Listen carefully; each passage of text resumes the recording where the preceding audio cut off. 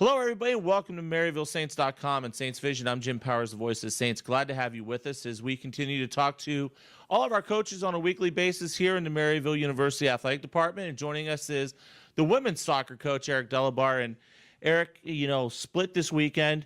Great game against McKendree on Friday. A very physical game on Sunday against Bellarmine, which you guys fell a little bit short. But there were some very good glimmers of positive things to take out of that Bellarmine game, especially in the second half. Yeah, absolutely. If we split every weekend, I'll be a happy coach. And you don't like losing, but against McKendree, we came out. We didn't play very well in the first half, but we scored 3 goals. And it's a fickle sport, and it's an unforgiving game. Soccer is, and McKendree was shaking their heads, and we're up 3-0 at halftime. We came out, we played really well in the second half, and then against Bellarmine, we just first 20 minutes, we were flat, and they were very big, very physical, very good, very technically gifted team, one of the better teams in the conference, and they took it to us. And when you come out flat, you're gonna get it taken to you. But the last 30 minutes of the first half, and I thought the second half, we picked it up. We played much better, and there were a lot of positive things. But it's one of those things where you can't come out flat in this conference against any team. Talk a little bit about the mismatches, especially in the Bellarmine game. Their midfield probably about 2-3 inches taller than our girls for the most part. How do you teach the girls to kind of work to win those 50-50 challenges when there's a little bit of a height advantage, especially in the midfield? Well, we tried to adjust a little bit and bring Amanda Wickens back a little deeper into the our defensive end to try to help with some of the head balls. But you're going to have those mismatches in this conference. We are not a big team, and we play against big teams. And I think what the girls have to understand is you have to challenge, and you have to be as physical as the other team. And we did that after the first 25, 30 minutes, and we were more successful. But it's just one of those things where the effort has to be there, and you have to have that willingness, even though you might not win the head balls, even though you might know you're not going to win the head balls, to go ahead and challenge, and you never know what's going to happen.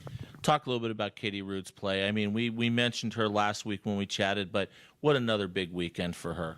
Yeah, she had a great weekend. She is our kind of our motor in the midfield, and she just kind of keeps things going. And she's one of those girls who has great vision, and we moved her back a little bit.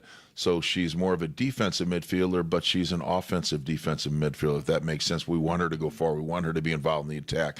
She is very good at seeing the field. Her vision is unbelievable, and her ability to change the point of attack and hit that 30, 40, 45-yard ball is really effective, and really is a dangerous weapon for us. And you know what? She's so good, too, at taking the corners on making those swings and really laying the ball in nicely. We saw it last week in some great crosses off of corner kicks for goals, and we saw it again this week in setting up for some very good opportunities. Yeah, the way she strikes the ball, she puts it right where she wants, usually between 6 and 8 yards out, and that's where our runners are, and she has that ability that to be consistent with that, and that's why we like her taking them. Let's talk about this week. Illinois Springfield on Friday, and then head down to Southern Indiana on Sunday. Very big road trip to start the early conference season. Yeah, it's every game. Every game is a challenge, and Illinois Springfield played Quincy and Truman tough last weekend. I got a scouting report from those guys, and they said they're much better than they have been. And there's no games off. You can't go up to Springfield and say, hey, we're playing Illinois Springfield. This should be. It's not. It should have been, because if you should have, would have, could have, we're going to be looking at on the downside. And then Southern Indiana is always a tough game. I mean, we came out last year and scored 3 goals against them. 2 years ago, they beat us 6-1. So it's just one of those things that it's about getting yourself ready for each and every game and making sure that you are able to make the adjustments you need to make, and just make sure you are physically and mentally ready when the whistle blows. Outstanding, Eric. Good luck this weekend, and we'll talk to you next week. Thank you very much. Appreciate it. Eric Delabar joins us as always every week as we talk about the women's soccer program here at Maryville University.